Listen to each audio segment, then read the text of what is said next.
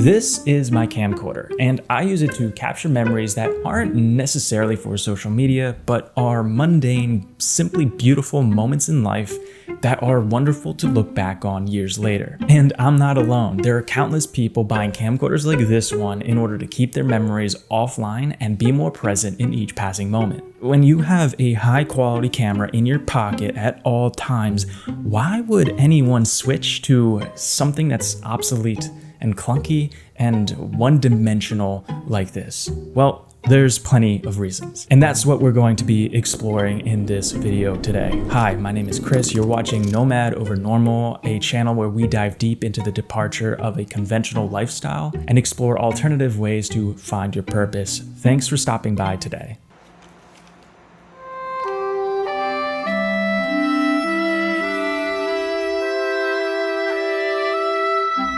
So this camcorder right here, I've been using it to document my life for the better part of a year now. I've been taking it on vacations, to events with friends, any moment that I feel like I want to be present in, but still capture those memories. What'd you order, Aiden? I got a V8 juice, and then I had them add some celery and sake.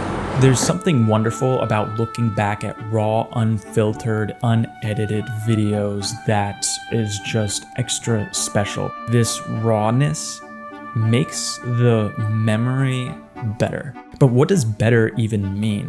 Why am I using such an archaic device when I could get so much more superior picture quality from my phone? Is it simply because of the novelty? Well, maybe, and that definitely has something to play in that we'll touch on later, but it's a little bit more than that. Chris, Bathroom? what was your favorite part of the trip? I would say my favorite part of the trip was definitely Burlington, Vermont, and then coming home to a family dinner. That's great. In these video clips are my friends. Most of them I've known since childhood, and we've grown up and we're adults now. We don't spend as much time together as we once did, and getting together is a really special event now.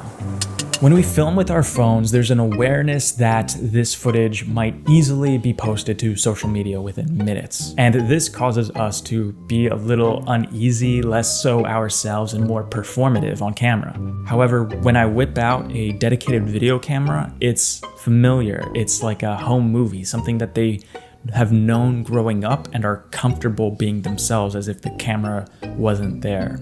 And that's different if we record on a phone, because you're constantly thinking, oh my gosh, is this going to be an Instagram story or a TikTok, or where's this going to be posted? A camcorder doesn't necessarily have that. The other problem with a phone is that you mean to take it out to take a photo, but then you get distracted by whatever notification is there, or you accidentally find yourself scrolling, taking yourself out of the experience. A dedicated device is distraction-free. It's turn on, flip open the screen, and record. And then you put it away.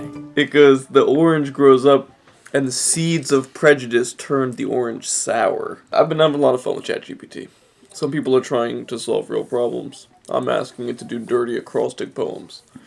Most of the moments that I capture here aren't particularly exciting, and they never make the human highlight reel of social media. These clips are meant to be forgotten about and then dug up years later. Every so often on the front page of Reddit, there'll be a video where it's like walking through a 1990s high school on the last day of school. All it is somebody bringing in their camcorder and walking through and capturing the memories of what high school looked like in the 1990s. And this footage is mundane, it's ultimately boring, but it serves as what? It serves as a time capsule. And for me to capture these memories on my camcorder preserves it in a time capsule format. Then that brings up the valid question. There's better cameras out there. Why not use cameras with better technology? And there's a point. But the thing is, if you were to go to a thrift store right now and buy this thing for 20 bucks, you could do that. To properly function a nice camera takes me away from the moment that I'm in and makes me now the documentarian. And that's not necessarily what I'm looking for. With a camcorder, all you have to do is flip open the screen, turn the power button on, and hit record, and you're off. It takes no training to do, you just point and shoot. And here's the secret. With my camcorder, all of my friends can use it. That means I get to be in the pictures as well. We're gonna see Lake Champlain and some organic food. I got a really funny video. I got a really funny shit. Yeah, I saw what you did. And you could beat this thing up too. I took this camera to Vermont, passed it around to all my friends, and they just used it. Took it on a fishing trip, something that I would never take out my phone during, or let alone a fancy camera. It got salt water on it. It was raining. It was wet. It was dirty. Excited to go fishing, Aiden? Excited to go fishing? I'm gonna start with one this big, and I'm gonna trade it for one this big, and it's gonna get this big, and I'm gonna keep trading until I have a big old fish, or even a shark. And now I want to bring up nostalgia because that's obviously a major component of this, and I'm not going to gloss over it. I keep using this word familiar. It's familiar because we grew up with our parents filming us on camcorders for our home movies and sporting events, and seeing a camcorder in use gives us a sense of peace and comfort because it's from a time that we see through rose-colored glasses. This camcorder right here was actually my first professional video camera, and to me it means something special because it comes from a place when I grew up. And ironically, I made those skits and movies with some of the same group of friends that I'm still friends with today.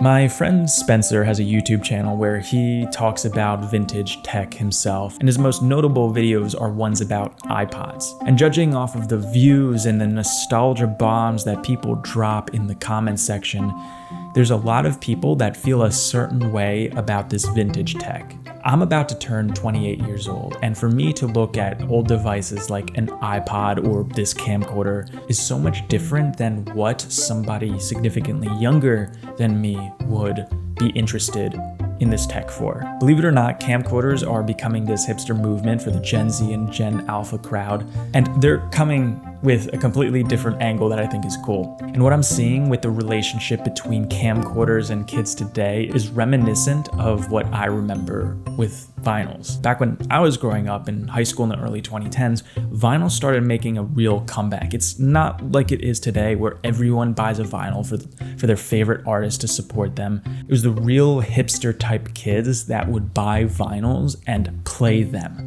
For a generation that has known nothing but posting their entire life on Instagram stories and Snapchat, there's a novelty, something abstract that comes in preserving your memories offline. Offline is the new luxury. We leave it unchecked, but being constantly connected is a state of default that I believe comes from a place of fear.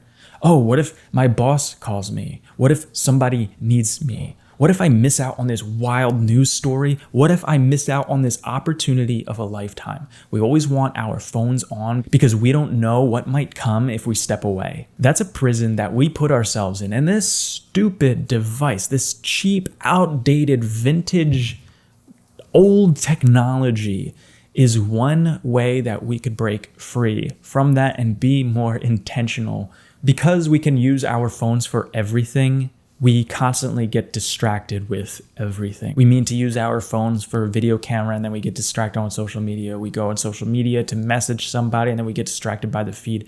There's all these reminders and notifications, and oh my gosh, there's food and discounts and all this stuff. If we just take a step back, and that's what this camcorder trend is, it's a step back, and we just assess what this is all about, what we're actually doing, I think we're gonna find a lot more peace in our lives. And maybe this is a bit too down the rabbit hole, but you have to know about this. The prices on eBay for these cameras are ridiculous. I think this cost $100 brand new in 2011-ish. But on eBay, you look at these old janky VIT cameras from like 2005 that are going for $100 plus. If this topic intrigued you and you want to go buy one of these cameras for yourself to fool around with, don't spend $100. Go to a thrift store, go on Craigslist, go to a flea market, spend $25, $20 on something like this and fool around with it and see if it's for you. Also, make sure, just to make your life easier, get one that has an SD card. You really don't want to mess with tape. It's just not worth it. And if you're on this home movies kick and you want to dive into it a little bit more, I want you guys to check out this video right here. It's a video called Why I Make Videos to No Audience, and I think you'll like it. Thanks so much, and hit that like button on the way out if you've made it this far.